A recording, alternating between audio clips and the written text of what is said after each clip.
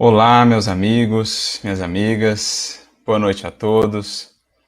Que a paz de Jesus esteja com todos nós, que o nosso coração se sinta aí envolvido, embalado no mais profundo amor do Mestre, que o seu coração, possa envolver ou se conectar com o nosso, para que assim possamos sentir essa presença amiga, acolher esses recursos de renovação e de transformação, para que sintamos a paz do Mestre, a paz que ele propôs, que ele prometeu aos seus discípulos, aqueles que se esforçassem por segui-lo nos caminhos do mundo, buscando sempre se conduzir pela voz do bom pastor. A esses jamais faltarão os pastos verdes, a água viva que os possa sustentar para a caminhada, Como lá também recordando o Salmo de número 23, naquela bonita expressão do Criador e também do Cristo como seu representante na terra, enquanto esses pastores, esses bons pastores que nos conduzem ao reino divino da paz e da harmonia. Então, uma alegria estarmos aqui, agradecendo aí ao querido amigo Daniel, lá de Ibiá, pelo convite, pessoal do Centro Espírita Paulo Estevão, um grande abraço para todos, cidade lá querida, perto também da querida Patrocínio, minha terra natal. Um abraço para todos que nos acompanham também pela Rede Amigo Espírita, muitos amigos, muitos corações queridos. Um abraço para o Zé Aparecido, que vem trabalhando aí incansavelmente para levar adiante a mensagem consoladora da doutrina e luminosa do Evangelho de Jesus. E sobre a proposta de reflexão nesta noite, nós vamos conversar acerca de intimidade, profundidade, mergulho interior. Recentemente passava por uma mensagem de Emmanuel, e é interessante esse nosso estudo de Emmanuel, porque a gente vai passando pelas mensagens, revisitando elas, lendo, relendo, lendo mais uma vez, e na medida em que a gente vai caminhando vida fora e vai acolhendo as experiências, acolhendo o processo de amadurecimento, de mudança de perspectivas, nossa interação com o livro vai se fazendo diferente, bem como com cada mensagem. E aí, em determinados momentos, algumas mensagens nos marcam mais do que em outros, e assim sucessivamente vai se tendo uma alternância. E às vezes aquela mensagem que você já leu tantas vezes em determinado momento, ela passa a ter um sentido mais especial, Ao passo que outras, naquele momento você não consegue mergulhar tanto, mas aí mais adiante, depois de viver algumas experiências, depois de incorporar, novos conhecimentos, novos entendimentos, aquelas mensagens ganham uma nova fulguração, uma nova luz. Então é mais ou menos isso que se opera em nosso coração, em nossa alma, no estudo das mensagens de Emmanuel, no estudo dos textos, das obras de Kardec, enfim, qualquer estudo nobre, edificante, qualquer interação com o livro que eleva e que sublima, ela se dá nesses termos. E daí a importância de continuamente estarmos fazendo aí essa interação, com os livros nobres que a nossa doutrina espírita nos proporciona. Eu sempre gosto, quando falo de livros, de obras espíritas, sempre gosto de recordar uma fala do benfeitor Emmanuel, um outro livro seu que é fantástico, que é o livro Pensamento e Vida, lá no capítulo 4, quando ele fala de instrução, em determinado momento ele vai nos falar a respeito do livro. E ele vai dizer que o livro ele é um imã e ele opera processos de telementação. Ou seja, nós nos conectamos pela leitura com as mentes, com os seres, os espíritos que inspiraram aquela obra. Não só o escritor em si, mas de todas as fontes também que ele bebeu, nós vamos bebendo, nós vamos acessando essas fontes superiores. E ele nos diz, Emmanuel, que o livro ele é um dínamo de força criadora. Se a gente lembrar o que é um dínamo, a gente lembra da bicicleta, aquele dínamo mais simples ali que você vê na bicicleta, colocado ali junto à roda, e a partir daquele movimento, então, da roda, nós temos luz. Então é interessante essa analogia de Emmanuel.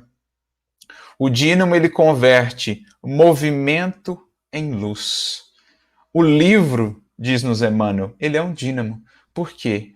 Ele converte o movimento da alma, né? Ele converte essa interação da alma, as potências ali sendo mobilizadas do entendimento, da paciência, da disciplina, né? Do estudo, da pesquisa. Então, todo esse movimento da alma na interação com o livro vai sendo convertido por esse benfeitor, o livro, em luz.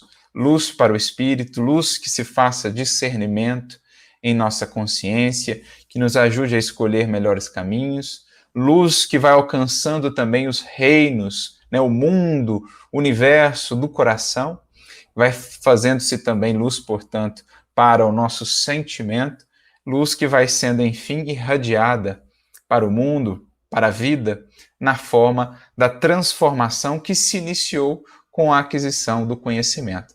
É, em verdade, essa a grande dinâmica do Evangelho, por exemplo, ou do processo de educação do nosso ser, né? Quando lembramos lá o ciclo que Alcino nos apresenta do estudo do Evangelho, nós temos o conhecer, o meditar, o sentir e o viver, fechando esse ciclo.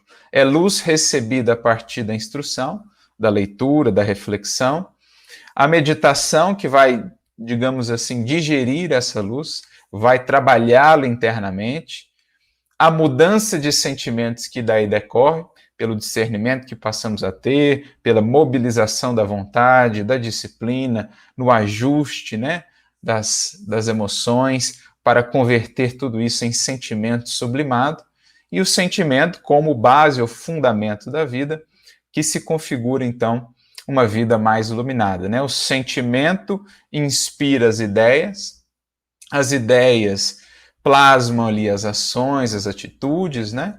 E aí nós temos a colheita, digamos assim. Temos a sementeira das ideias, das atitudes que nascem lá no sentimento, plasmando o pensamento, a ideia, e aí nós chegamos, enfim, à sementeira e, posteriormente, à colheita. Então é mais ou menos assim que se opera a evolução da criatura. Daí a importância do estudo e dessa interação com o livro, que vai se tornando cada vez mais enriquecida na medida em que o ser, digamos assim, está com uma maior mobilização das potências da sua alma. Quanto maior o movimento aí dessa interação livro-espírito, mais esse dínamo produz ou gera luz como resultado. Então deixa-se de ser apenas um estudo no âmbito da memória, no âmbito do esforço intelectivo, e passa a ser de fato um estudo transformação, um estudo modificação do ser, né? E é o que opera-se então quando a gente vai acessando essas mensagens na medida em que vamos caminhando vida afora. E a mensagem a que me refiro, que será o tema da nossa conversa nessa noite, ela está no livro Vinha de Luz, mais uma vez aí a referência à luz, essa vinha de produção de luz, que são, né, os textos do benfeitor Emmanuel, são sementes que nos chegam e que têm um potencial tremendo se soubermos cultivá-las com paciência, com disciplina, né, com entrega, com suor, com o sacrifício de nós mesmos. Cada sementinha por nós acolhida vai se transformando, então, nessa videira, né, de frutos luminosos, os frutos do Espírito. Está lá no capítulo 89 do livro Vinha de Luz e se chama, a mensagem, Na Intimidade do Ser. Então, como falávamos logo ao início, vamos conversar um pouquinho hoje sobre a nossa intimidade na relação com o Evangelho, né? Como está essa nossa relação com o Evangelho? Que nível ela tem alcançado de profundidade? E aí também a reflexão que propusemos já no título.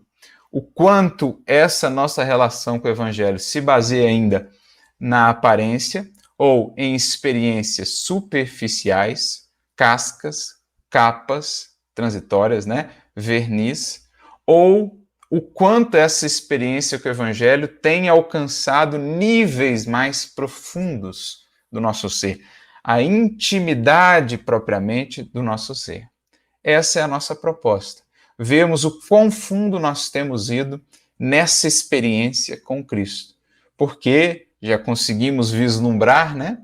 Quanto mais fundo descermos, mais sólida será essa nossa experiência, mais sólidos serão os resultados dessa experiência. Porque é isso que nós precisamos entender. Né? E a própria vida, e creio, esse momento que agora vivemos, tem nos convidado muito a isso. A vida nos mostra, e a gente vê isso, por exemplo, no simples ato de respirar, que existem momentos de mais exteriorização, mas existem também esses momentos de interiorização. As circunstâncias se conjugam em nosso dia a dia, em nossa caminhada vida fora, para que aprendamos a valorizar ambos, porque sem um, né, o outro estará incompleto. Se eu tenho simplesmente a ação exterior, a realização propriamente exterior, sem um aprofundamento interior, essa realização exterior será muito frágil. Ela estará ali sem substância. Ao passo que eu só tenho também, se eu só tenho também, né, esse processo interior de introspecção, de aprofundamento sem a realização exterior, eu posso estar ali numa estagnação, meu espírito estará estagnado, estará ali parado, né, no processo de pura contemplação. Então é preciso aprendamos a conjugar isso. O próprio ato de inspirar e expirar, isso nos ensina. A maré alta, a maré baixa, né? Sol, lua, dia, noite, enfim, esses ciclos que a gente vai tendo, né? Vão nos ensinando a perceber essa necessidade. Há uma mensagem, inclusive, de Emmanuel, no livro Caminho, Verdade e Vida, chamada Esforço e Oração, em que ele fala dessa complementaridade que precisamos ter em vida. Jesus tinha o momento de estar ali com a multidão, realizar, operar, amparar, servir, mas tinha o momento em que ele saía e ia ele só ao monte orar, estar com o Pai nos processos de comunhão, de contemplação, de introspecção. Penso que esse momento que agora vivemos, em que somos convidados a essa pausa, ou pelo menos a uma redução da ação exterior, seja um convite da vida para que atentemos, talvez, para esse aspecto em nossas vidas que não tem estado assim tão bem olhado, tão bem cuidado, que é essa questão da interioridade, né? Há uma outra mensagem de Emmanuel que trata muito disso, eu acho ela muito bela, está no livro Fonte Viva, Refugia-te em paz, quando Jesus, falando dos discípulos ali em Marcos, né, 6,31, ele fala assim que o evangelista descreve, né, os discípulos iam e vinham e não tinham tempo para comer. E é quando Jesus faz um convite, né, vinde vós aqui a um lugar à parte, a um lugar deserto e repousai um pouco. E é interessante, né, a sagacidade de Emmanuel, porque ele pega esse versículo e ele faz uma correlação desse versículo com os nossos tempos modernos. A nossa vida moderna, ela tem pendido muito para esse aspecto de exteriorização, de realização exterior, sem muitas vezes, claro, existirão as exceções, mas sem muitas vezes a contraparte da interiorização. E muitas vezes isso ocorre até mesmo na nossa experiência religiosa, na nossa experiência espírita, na nossa experiência cristã. Nós estamos muito nesse aspecto exterior sem o devido cuidado com a intimidade do ser. E aí não fincamos raízes profundas, não estabelecemos bases fundas, profundas e sólidas, portanto, e aí vivemos ainda uma experiência superficial com o Evangelho, em que, de certo modo, aparentamos ter valores ou virtudes ou conquistas que efetivamente ainda não temos. Né? Eu me recordo lá da questão 895 de O Livro dos Espíritos, quando Kardec e os benfeitores conversam ali sobre qualidades morais, né? E qual que seria o marco ou a característica maior, o traço de imperfeição, o mais característico traço de imperfeição da criatura. E eles dizem, então, o interesse pessoal. Mas o mais interessante é o complemento da resposta. Eles dizem assim, geralmente, as qualidades no indivíduo são como a douradura numa peça de cobre, num objeto de cobre. O que é a douradura? É aquela casquinha de ouro que é colocada numa peça. Então, os Espíritos estão dizendo que, geralmente, a nossa experiência com Cristo, ela se configura ainda nesses moldes. Pela ausência de profundidade, ela é muito mais próxima dessa douradura, ou seja, uma casquinha de ouro, do que propriamente de ouro puro, né? Conquista consolidada do Espírito. E eles dizem, muitas vezes essa douradura ela não resiste à pedra de toque. Qual que é a pedra de toque? A do interesse pessoal. Quando alguma coisa acontece que vai em oposição ou no rumo diferente daquilo que eu esperava, desejava, queria, né? A postura do outro, um projeto que não deu certo, um revés, enfim. Quando as coisas não vão como gostaríamos, mas muitas vezes vão como Deus espera, ou como Deus gostaria, ou julga que é o melhor para nós, então essa douradura ela é ferida por essa pedra de toque, e então nos revelamos. Revelamos o quão superficial, o quão frágil ainda é a nossa experiência com o Evangelho. Então, um momento como esse é um momento de pararmos, né? E é isso que Emmanuel diz lá na mensagem que citávamos, 147 do Fonte Viva, e buscarmos esse aprofundamento. Né? Nós que estávamos nesse ir e vir, muitas vezes de uma ação, vou usar uma expressão assim meio forte, às vezes, tresloucada, né? Até mesmo operando nesse ritmo na nossa experiência religiosa, mas com aquela sensação ainda de fragilidade, como algo que tá faltando, e com isso também não vamos conseguindo dar ou imprimir à nossa realização, à nossa atuação cristã no mundo, todo o alcance que ela poderia ter, toda a qualidade que ela poderia ter. Então nós nos recordamos de Santo Agostinho, quando ele dizia que a árvore, para crescer para o céu, cresce antes para baixo, descendo as suas raízes aí.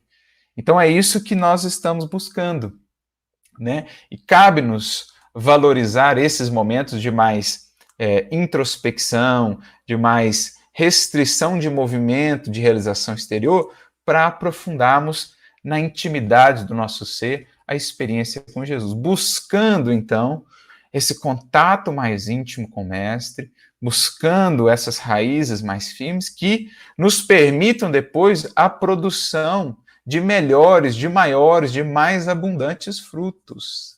Né? A árvore, para que ela possa sustentar aquela fronde belíssima, ela vai precisar ali de raízes profundas para que ela possa dar frutos, para que ela possa exprimir aí as suas belezas, né? As suas flores, o seu perfume, ela precisa desse processo.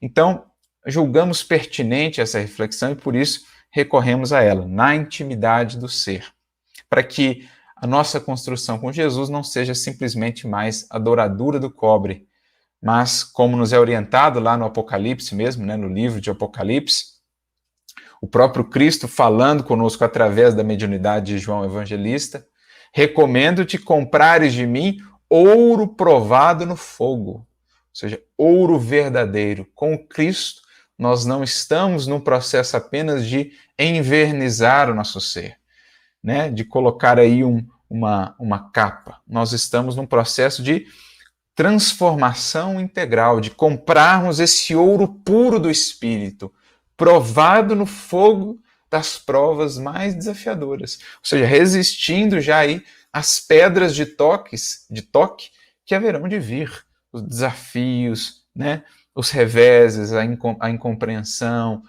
as coisas que, entre aspas, não vão segundo o que esperávamos, aprender a lidar com isso e acolher os desígnios divinos. Então, essa é a proposta. Ouro puro do Espírito, profundidade. E o versículo que Emmanuel seleciona nesse texto é um versículo muito interessante. É um versículo da carta de Paulo aos Colossenses, versículo 12, capítulo 3, em que ele diz: Vós, pois, como eleitos de Deus, santos e amados, revesti-vos de entranhas de benignidade, humildade, mansidão, longanimidade. Então, não estranhemos, né, algumas expressões, que são expressões corriqueiras daquele tempo, muito comuns nas cartas de Paulo. Quando a gente vai estudando as cartas de Paulo, a gente vai ganhando intimidade com essas expressões. Então, aprendamos aqui a vencer aí os desafios da letra para entender. Então, a primeira palavrinha que talvez gere, né, uma incompreensão aí é eleitos. Então, eleitos. Geralmente, por eleito, a gente vai entender aí o privilegiado, aqueles que foram escolhidos e tal, mas nós precisamos entender essa expressão eleitos no contexto do Evangelho, naquilo que realmente ela quer nos dizer, né? Muitos os chamados, poucos os escolhidos, os eleitos, etc. O que é essa ideia dos eleitos, dos escolhidos? Não é um processo de favoritismo divino. O próprio Espiritismo aí está a nos mostrar os atributos de Deus, que não podem ser diminuídos. Kardec mesmo vai apresentar para nós um critério infalível para análise de qualquer ideia, de qualquer entendimento. No que diz respeito ao Evangelho, a uma filosofia, a uma religião, a psicologia, ele diz, a moral. Lá no capítulo 2 do livro A Gênese, ele vai dizer assim, o critério infalível para analisarmos qualquer coisa, no que diz respeito à filosofia, a moral, a psicologia, a religião, dirá Kardec, são os atributos de Deus. Qualquer coisa que diminua os atributos divinos, não simplesmente os negue, né? Mas simplesmente os diminua. Não precisa nem negar por inteiro, simplesmente arranhar, diminuir um pouquinho esse atributo, né? Diminuir a sua grandiosidade, a sua plenitude, porque todos os atributos divinos têm que ser, né, plenos, infinitos. Eles têm que ser o grau máximo, não pode ter nenhuma diminuição, caso contrário, não seria ele Deus. Então Kardec usa esse critério e falou assim, então, qualquer coisa que fira um atributo divino, que simplesmente arranhe, né, um atributo divino, não pode estar se aproximando ou próxima da verdade. Então, é preciso mudar a linha de raciocínio e reflexão.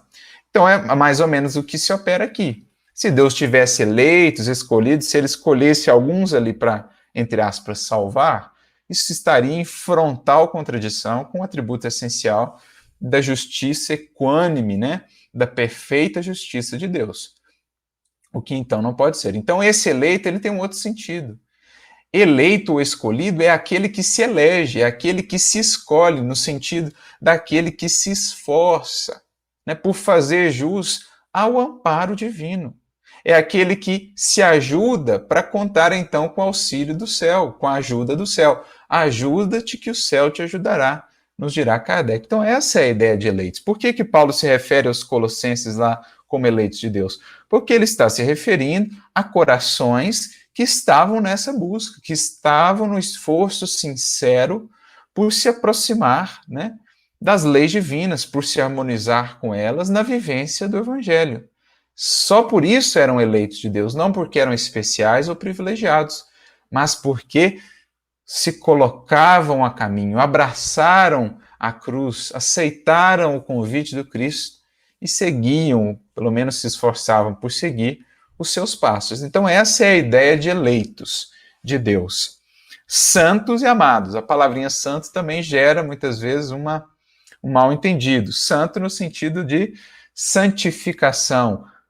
Traduzindo mais facilmente para nós espíritas, é a ideia da purificação espiritual, né? Aquele que está se santificando é aquele espírito que está se depurando, que está renovando os sentimentos, que está se esforçando por se purificar das suas paixões, dos apegos materiais, dos seus vícios, e ele então, portanto, está se santificando.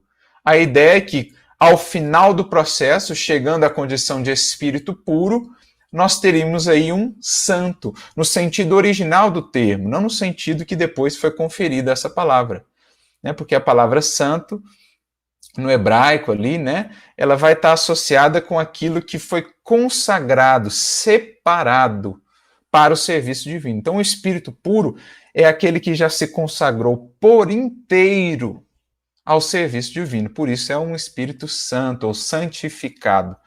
Essa é a ideia, né? Tanto é assim que Emmanuel, por exemplo, ao definir o conceito de Espírito Santo, lá no livro Paulo Estevão, no Consolador, ele também fala isso, né? Aquele conceito do Espírito Santo, ele diz que é o conjunto dos espíritos santificados que atuam como ministros de Deus, né? Agentes da sua obra, ou seja, os espíritos puros, os espíritos superiores, espíritos já santificados. embora possamos entender também Espírito Santo como uma referência ao próprio Criador, né? O seu Espírito que espraia também por todo o universo a sua inspiração, os seus pensamentos e ampara a todas as suas criaturas. Então, importante explicar essas palavrinhas. Mas o mais interessante aqui é essa expressão, né? Entranhas de misericórdia. Essa é uma expressão recorrente nas cartas de Paulo. É interessante isso, né? Porque aqui ele está fazendo uma referência bem a uma questão cultural ali mesmo do seu povo, né? Porque naquele contexto, no entendimento daquele povo, o sentimento e a própria inteligência da criatura estavam associados aqui ao coração, a esses órgãos internos, a essa região aqui. Então, essa expressão, traduzida aqui por entranhas, numa tradução literal, ela significa os órgãos internos ou as vísceras, mas ela tinha esse sentido figurado pelo entendimento deles, né, de que aqui está também a sede do sentimento e, para os hebreus, da própria inteligência da criatura, diferentemente dos gregos que colocariam a sede da inteligência aí no cérebro, né? Há um certo sentido espiritual nisso, né? Como aprendemos com Emmanuel, o sentimento é a base de tudo, né? Inclusive do pensamento. Vejamos lá o capítulo 1 do livro, Pensamento e Vida. Então, na base de tudo, nós temos ali a emotividade, né? As emoções trabalhadas ali, sendo transformadas em sentimentos que geram, então, que plasmam a ideia que, por sua vez, define as nossas atitudes e as nossas palavras. Então, num certo sentido, aqui, de fato, é a sede de tudo, essas entranhas do ser. Então, era uma maneira representativa de mostrar, de falar sobre o mais íntimo da criatura, essas entranhas. Isso nós temos até no português, né? Quando a gente fala, por exemplo, assim, um sentimento visceral, uma experiência visceral, o que nós estamos falando? Nós estamos falando de algo que é profundo, que vai lá no mais íntimo do ser, é algo visceral. É a mesma ideia aqui dessa palavra entranhas. E o que ele está dizendo? Que nós, na caminhada com Cristo, precisamos buscar esse mais fundo do nosso ser, essas entranhas do nosso ser, para nos revestirmos, então, de entranhas de misericórdia, de entranhas de benignidade, de humildade, mansidão, de longanimidade. Esse é, de certo modo, um assunto recorrente nas cartas de Paulo, né? Essa profundidade da transformação com Cristo. Várias vezes ele vai fazer referência a isso, né? Quem está em Cristo, nova criatura é. Todas as coisas já passaram, todas as coisas velhas passaram, eis que tudo se fez novo. E para que tudo se faça novo em nós, é preciso começar pelo sentimento, né? O sentimento, diz-nos Emmanuel, urge reconhecer que no sentimento está o controle da vida. Sem luz aí dentro, é impossível refletir a paz luminosa que flui incessantemente do alto ou de cima. Então, sem atuarmos nesse santuário, não há renovação efetiva. Em outro momento, Paulo vai dizer, de maneira interessante, na carta aos Gálatas, por exemplo, a carta aos Gálatas foi a primeira carta que nós estudamos aqui no NEP Paulo de Tarso, é uma carta muito interessante que ela vai fazer justamente esse contraponto entre uma religiosidade mais exterior, muito presa às questões exteriores do culto, né, e uma religiosidade mais intrínseca. Ele até vai usar também, né, nessa carta em Romanos, expressões como a circuncisão do coração, né? Lembrando que a circuncisão era um elemento que gerava muitas polêmicas ali naquele contexto entre gentios e judaizantes, e Paulo falava assim, olha, a mais importante é a do coração. Sem essa, o ato exterior, ele não tem substância em si mesmo, né? Ele perde a sua razão de ser, porque se a gente se fixa só nisso e não no interior, a gente não tem mudança efetiva. Então a carta aos Gálatas vai trabalhar muito essa ideia. E lá no versículo 27 do capítulo 3 da carta aos Gálatas, Paulo diz assim que na medida em que a criatura vai sendo batizada em Cristo, ela vai se revestindo de Cristo. De novo, as palavrinhas difíceis de Paulo, né? Batizado em Cristo. A palavra bapto, do grego, significa mergulho. Daí a palavra batismo, né? que a gente associa muito ao ato exterior lá do mergulho na água e tal.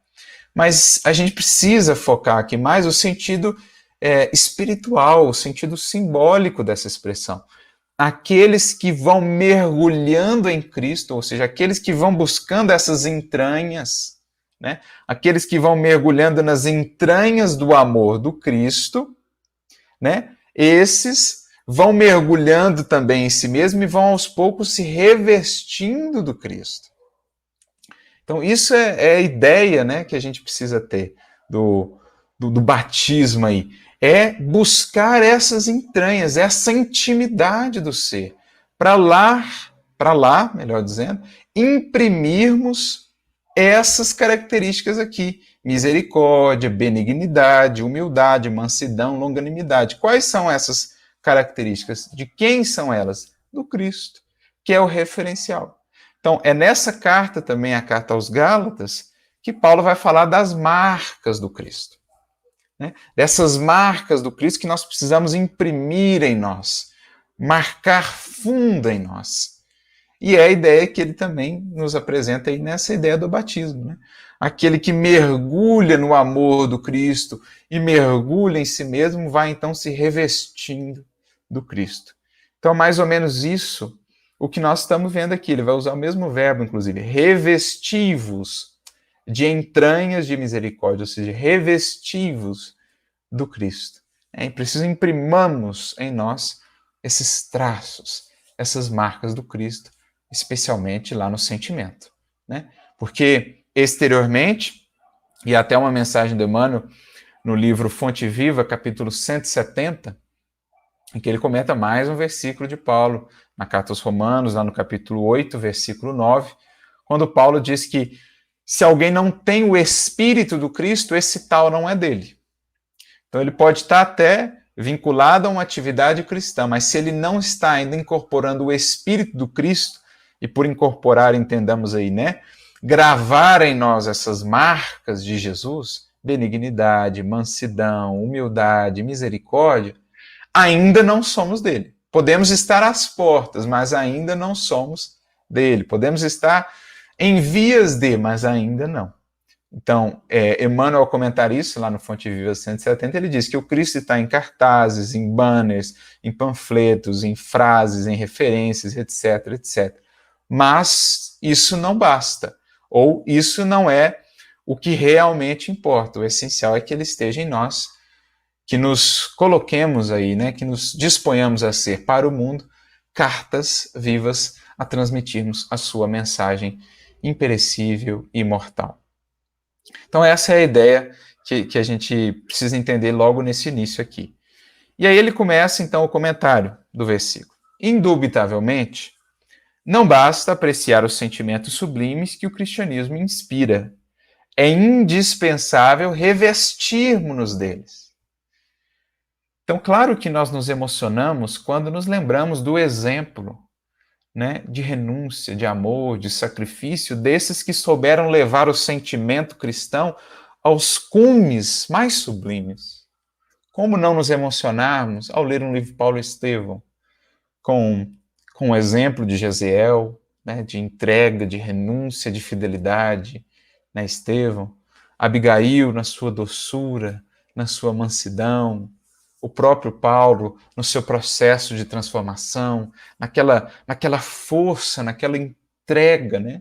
Naquele espírito de sacrifício. Como não nos emocionarmos ali com Pedro, com João, com Ananias, com Barnabé, com Madalena, com Joana de Cusa. Claro que isso nos marca, isso nos encanta, né?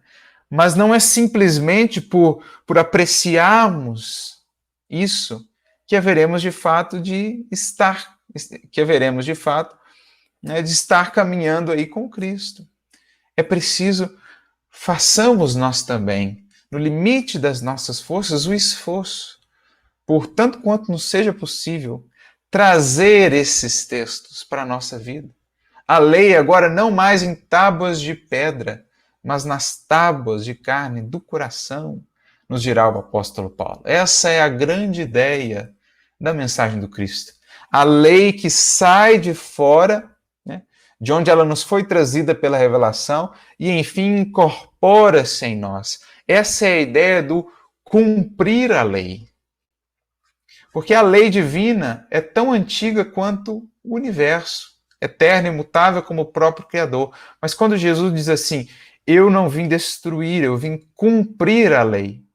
O verbo é plerotha, no sentido de preencher. É como se Jesus estivesse dizendo assim, eu vim dar vida à lei.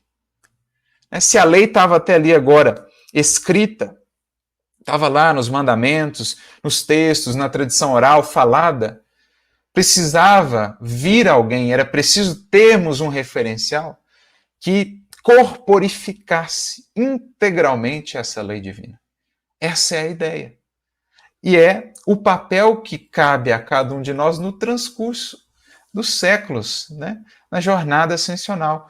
A cada dia mais, se possível, esculpir em nós um novo parágrafo dessa lei. Escrevermos em caracteres luminosos de sacrifício, de renúncia, de amor e de serviço no bem, escrevemos em caracteres luminosos no livro da nossa alma esses parágrafos da divina lei, que no Cristo se apresentaram em sua plenitude. Então, essa é a ideia. Não basta ter no Mestre o benfeitor que emociona, que nos encanta, que nos leva às lágrimas. É preciso tomá-lo como padrão permanente de vida. Não basta estarmos encantados, convencidos da verdade das lições de Jesus. Esses dias mesmo conversávamos, né, sobre a conversão, uma reflexão que fizemos, a diferença entre convencer-se alguém da verdade do Senhor e converter-se alguém ao Senhor da verdade. É um capítulo de Emmanuel, lá no livro Perante Jesus, capítulo 13. Né? É o que a gente vê, por exemplo, em Pedro. Pedro conviveu com Cristo, estava encantado, fascinado com as possibilidades, com as lições, mas até o momento em que ele lida ali com a sua intimidade mais profunda e percebe a sua fragilidade, ele estava apenas convencido da verdade do Senhor, mas ainda não convertido ao Senhor da verdade. Porque ele ainda não tinha ido mais fundo, mergulhado muito fundo em si mesmo, para não mais apenas caminhar ao lado do Cristo, ou trazer o rótulo de discípulo de Jesus, mas para, enfim, trazer as marcas do Cristo para si mesmo, gravando-as, né, ao trabalho aí do cinzel da boa vontade, no mármore do seu sentimento, convertendo então o seu coração, o seu sentimento na obra-prima que veio a ser depois. Simão Pedro, o discípulo que aprendemos a amar.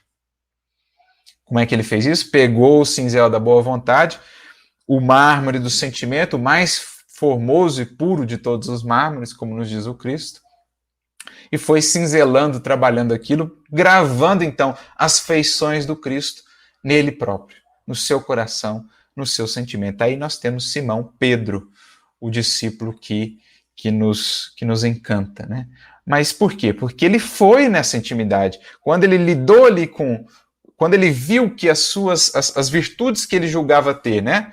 Naquela coragem da última ceia, vou contigo até a morte, se preciso for. Quando ele viu que aquilo ainda era douradura na peça de cobre, quando a pedra de toque foi ferida, ele percebeu o quanto ele precisaria renunciar, deixar por amor e fidelidade ao Cristo, aí ele percebeu o quanto ainda era frágil, o quanto ainda ele não havia mergulhado muito fundo. Mas quando ele passou por esse processo, foi lá fundo, identificou as suas fragilidades, e mais do que isso, sentiu mesmo nessa profundidade o amor do Cristo, então ele respondeu com um empenho ainda maior para, de fato, agora sim, revestir-se de entranhas de benignidade, de misericórdia. E aí a gente vê o Pedro, que era aquele poço, né, de intransigência, de dureza, se converter numa fonte inesgotável de bondade, de misericórdia, que é o Pedro que a gente vê no Paulo Estevão, sereno, acolhedor, né? Sempre equilibrado, aquele que era sustentação, amparo. Por quê? Porque ele fez esse processo. Ele gravou nele essas entranhas de misericórdia, porque ele foi chamado a descer a essa intimidade com Jesus. E ele percebeu que nessa profundidade que ele desceu, das suas fragilidades, lá ainda estava esse amor que ama sem esperar nada.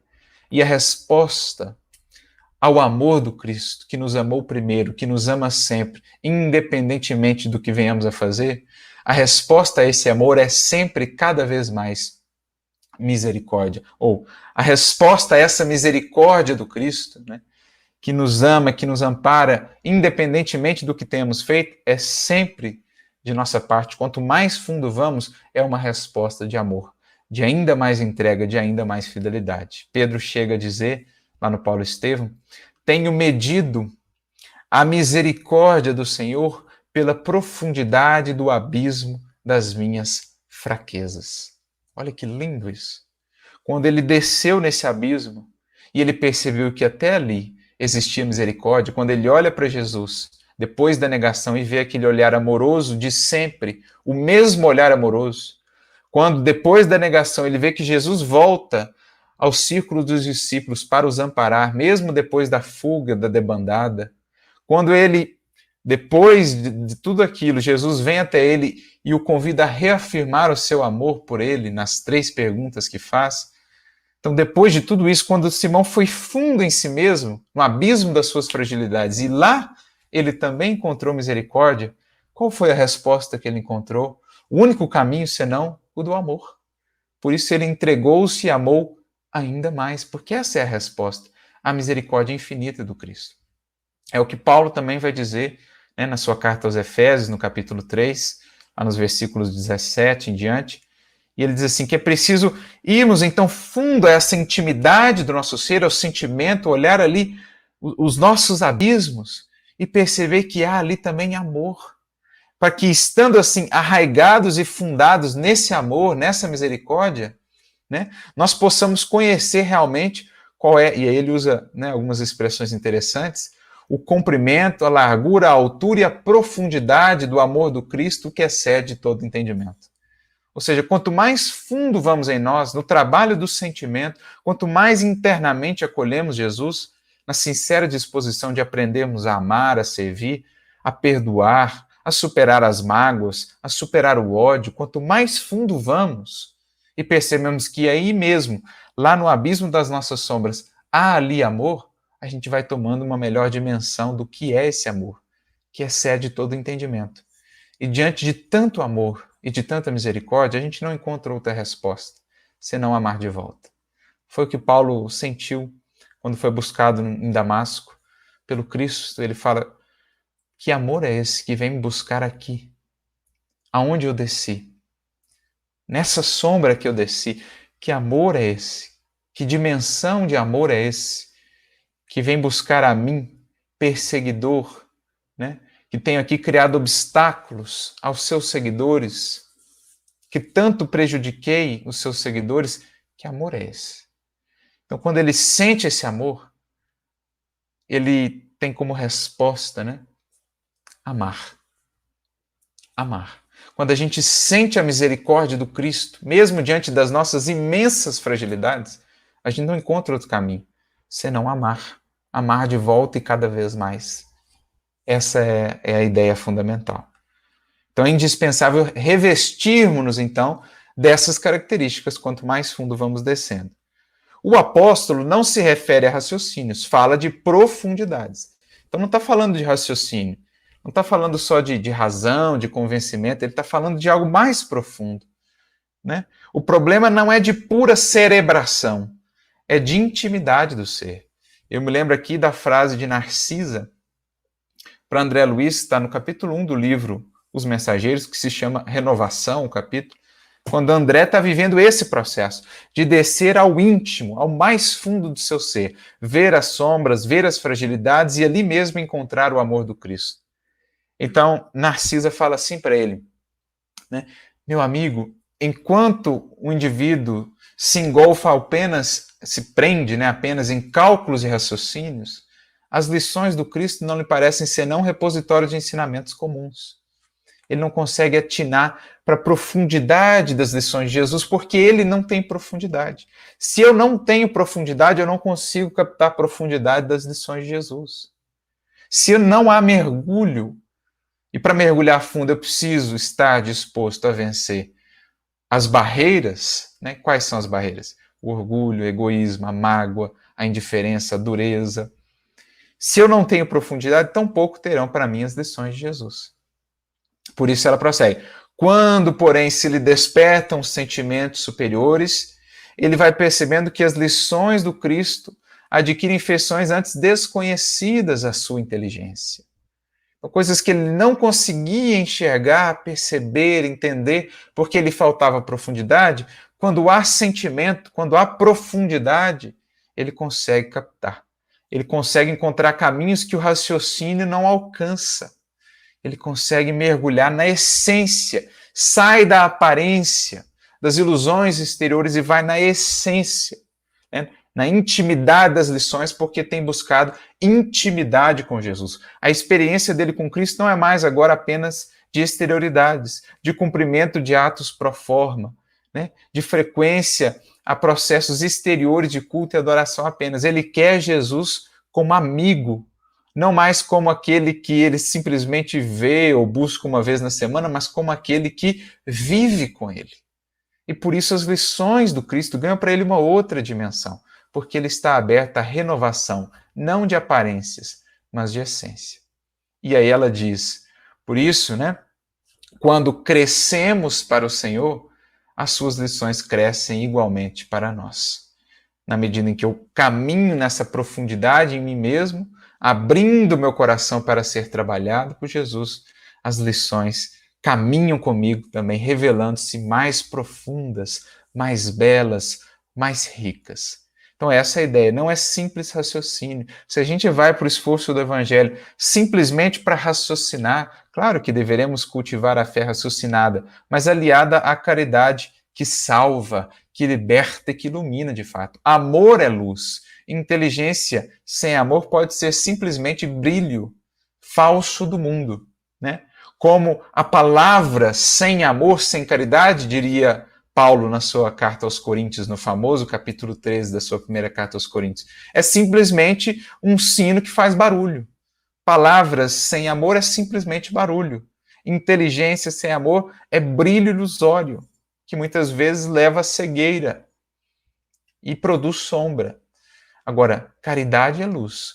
E com essa luz, a fé raciocinada, há raciocínio profundo que consegue captar as lições. Alguém que possua roteiro certo do caminho a seguir, prossegue ele, entre multidões que o desconhecem, é naturalmente eleito para administrar a orientação. Ou seja, quanto mais o indivíduo recebe do alto em termos de recursos, mais responsável é pelo que faz desses recursos.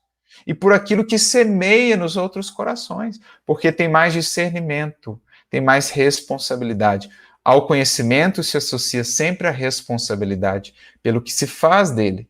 Então o indivíduo e nós, né, é o que está no Evangelho, tendo recebido muito, muito será pedido àqueles que muito receberam. E nós espíritas, com a revelação da vida triunfante, né, com a revelação, com essa clareza com que o Espiritismo nos traz das leis espirituais, muito temos recebido. Então a pergunta de Jesus é a mesma pergunta que ele fez lá no Evangelho. E para nós espíritas, acrescida ainda mais de ênfase. Que fazeis de especial? Então, em momentos de dificuldade, em momentos de polarização, o que estamos fazendo de diferente, de especial, no sentido de amparar os corações e as coletividades? Estamos entrando nas mesmas ondas de polarização, de agressividade, de ódio, de disputas, ou temos sido aqueles que, com o Cristo, com o sentimento trabalhado, pacificam, asserenam, iluminam, inspiram, né? Transmitem segurança, serenidade. Essa é a ideia. É Jesus falando aos discípulos lá na multiplicação dos pães do monte, né? Dai-lhes vós de comer. Jesus não dá diretamente à multidão o pão, ele conta com os discípulos.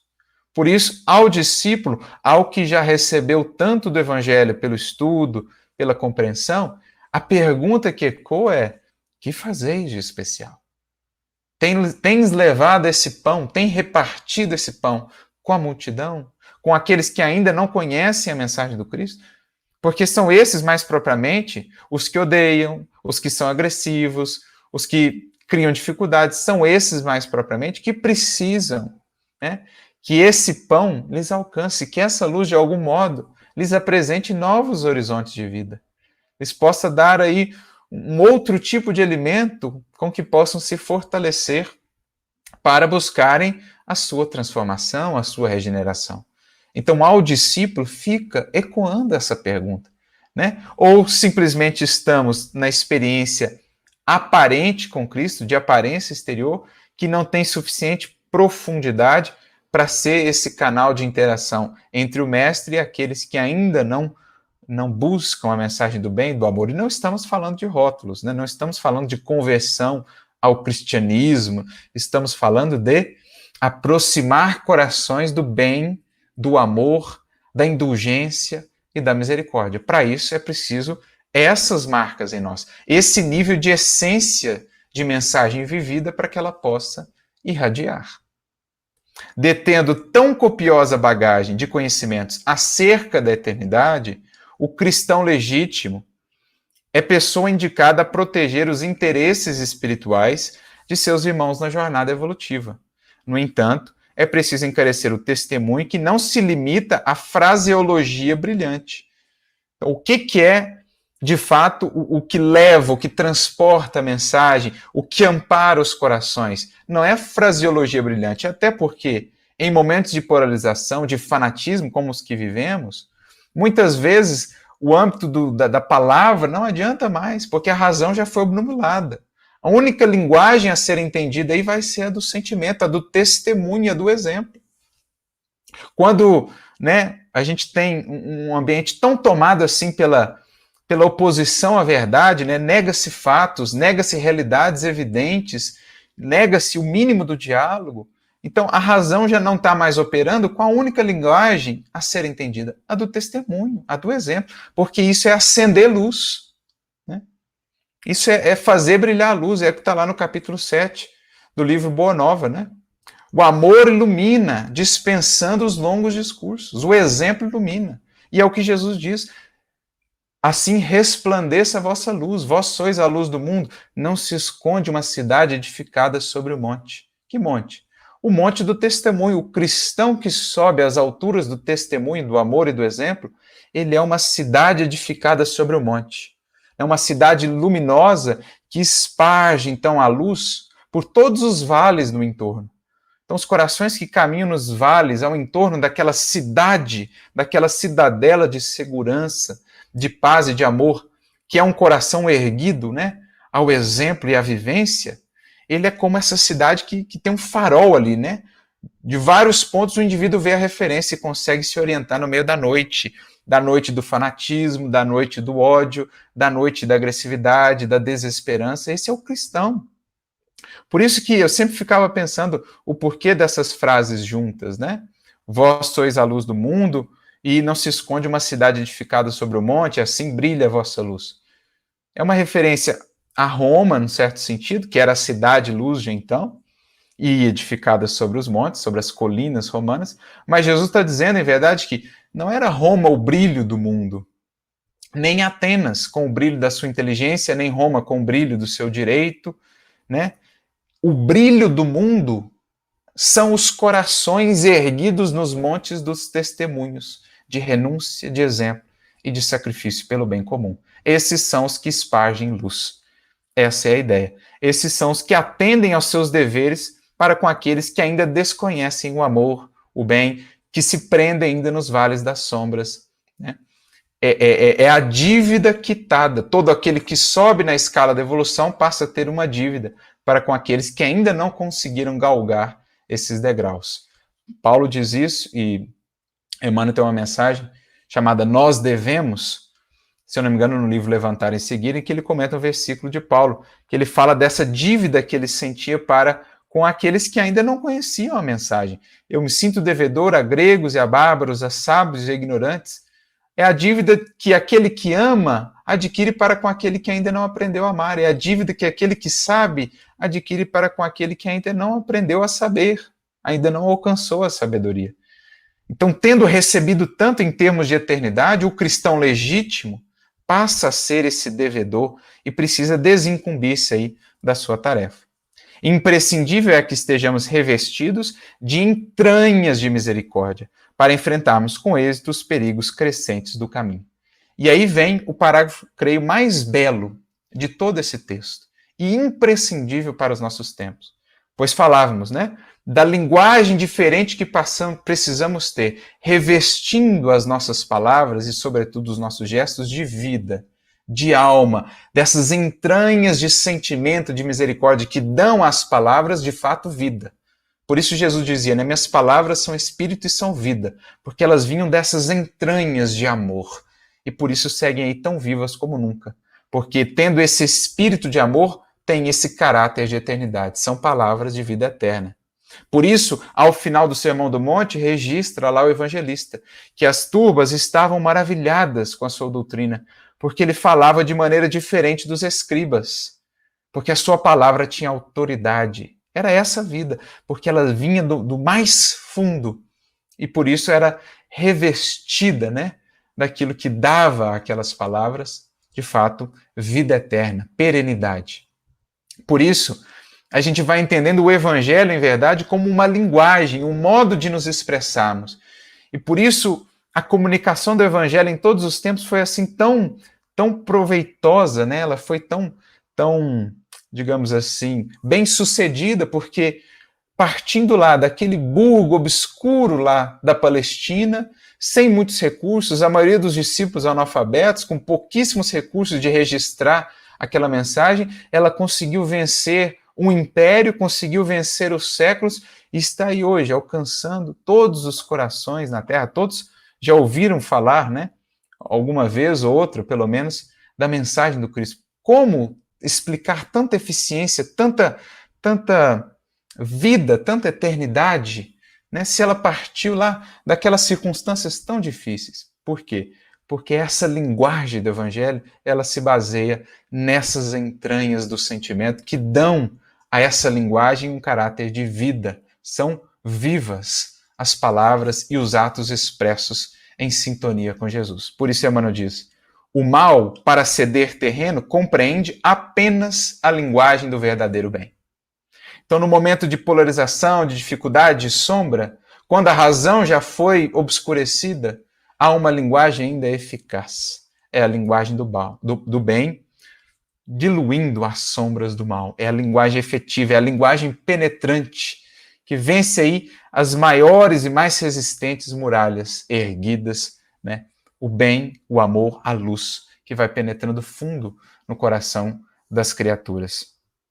O orgulho, a fim de renunciar aos seus propósitos infelizes, não entende senão a humanidade.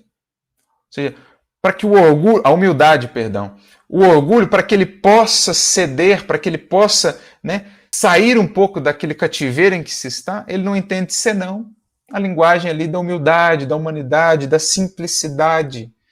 Não adianta entrar no mesmo âmbito da intelectualidade, porque o orgulho vai sempre vencer, ele vai sempre dobrar, ele vai sempre encontrar um sofisma, ele vai sempre encontrar uma justificativa. Agora, se você vai no âmbito da humildade, você convence. Quem serve, conquista, diz Emmanuel. Então é uma linguagem diferente, por isso tão eficaz, porque não é como a linguagem no mundo, das palavras muitas vezes vazias ou frias, as palavras que saem de uma boca cujas entranhas estão repletas de amor e misericórdia, são palavras cálidas, são palavras vivas, são palavras envolventes, são palavras de vida eterna. Sem espírito fraternal, é impossível quebrar o escuro estilete do egoísmo. Então, diante do orgulho, diante da sombra, diante do mal, quando as possibilidades do raciocínio ou da fala, né, puramente no âmbito do intelecto, já foram superados, já não mais adiantam, recorramos a essa linguagem, porque foi com essa linguagem que os mártires, que os missionários e as missionárias de todos os tempos conseguiram transformar o seu tempo. Né? Quando falaram, transmitiram a mensagem, mas não foram ouvidos, então deixaram a mensagem viva do sacrifício, dos testemunhos maiores, e com isso marcaram o seu tempo. Com isso imprimiram no seu tempo, imprimiram nos corações que os viram, que os ouviram, essas marcas profundas e indestrutíveis. Essa é a ideia. É necessário dilatar sempre as reservas do sentimento superior, de modo a avançarmos vitoriosamente na senda de ascensão. Então, dilatarmos, né? Abrirmos a nossa alma para que o Cristo nos preencha com o sentimento superior. Como nos diz Abigail, né? Diz, na verdade, a Paulo, lá no livro Paulo e Estevão, esvazia-te, Paulo, das ilusões, dos enganos terrestres, e então o Cristo encherá o teu espírito de claridades imortais. Deixemos a ilusão das aparências, das exterioridades, e busquemos essência, busquemos profundidade em nossa alma. E então o Cristo nos preencherá, para que nós possamos preencher a vida e outros corações. E então ele conclui: os espiritistas sinceros encontrarão luminoso estímulo nas palavras de Paulo. Alguns companheiros, por certo, observarão em nossa lembrança mero problema de fé religiosa, ou seja, de aspectos exteriores do culto, etc., segundo o seu modo de entender. Todavia, entre fazer psiquismo por alguns dias e solucionar equações para a vida eterna, há sempre considerável diferença. E o próprio Kardec é quem vai nos dizer, quando faz a diferença entre o espírita ainda imperfeito e o espírita verdadeiro, o bom espírita, que é aquele que faz, então, esse esforço de mudança, né? de mudança íntima, de mudar essas entranhas do sentimento, buscando ali essa maturidade do senso moral, e sempre o consegue quando tem firme a vontade. Se o conhecimento do Espiritismo nos abre horizontes vastos, nos traz profundas consolações, não resolve, se não aplicarmos, questões de eternidade. A gente lembra até da questão 65 de Livro dos Espíritos, quando Kardec pergunta, por exemplo, no processo de voltar ao mundo espiritual, se o conhecimento do Espiritismo nos ajudaria. Eles dizem que sim, mas que a prática do bem e a consciência pura ajudam muito mais. Ou seja, é preciso imprimir tudo que temos com o Espiritismo aprendido e com o Evangelho do Cristo em nós, para que, de fato, o processo da morte, da desencarnação, da volta à vida maior, seja para nós não uma surpresa dolorosa, mas antes uma surpresa graciosa por aquilo que haveremos de encontrar. Porque a morte é simplesmente o desaparecer com as aparências para revelar a verdadeira essência do que fizemos de nós. É o que Emmanuel nos diz lá no capítulo 29 do livro Pensamento e Vida. A morte apenas extrai o conteúdo mental do que arquivamos em nós mesmos. Eurípides Barçanufo também nos dirá que com a morte só morrem as ilusões, ou seja, as aparências. Que, investindo desde já em essência, no momento de sermos chamados novamente à vida maior, não tenhamos que nos preocupar tanto assim com essa perda das aparências, porque então a essência estará bem consolidada, estará bem marcada com essas entranhas de misericórdia, de bondade, com esses traços, com essas marcas do Cristo.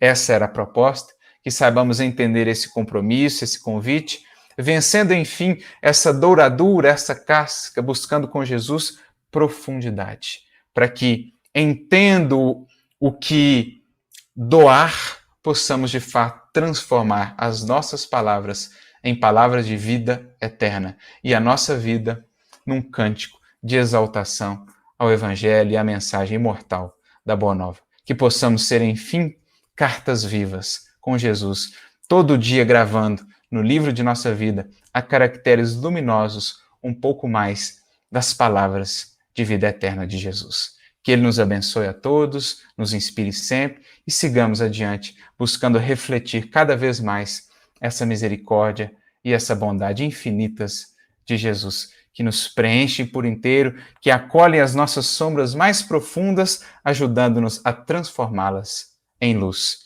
que irradia, dispensando os longos discursos. Busquemos essa linguagem viva do Evangelho, para que a mensagem possa alcançar realmente a sua finalidade transformadora. Um grande abraço a todos e que Jesus nos inspire e nos abençoe sempre. Muita paz.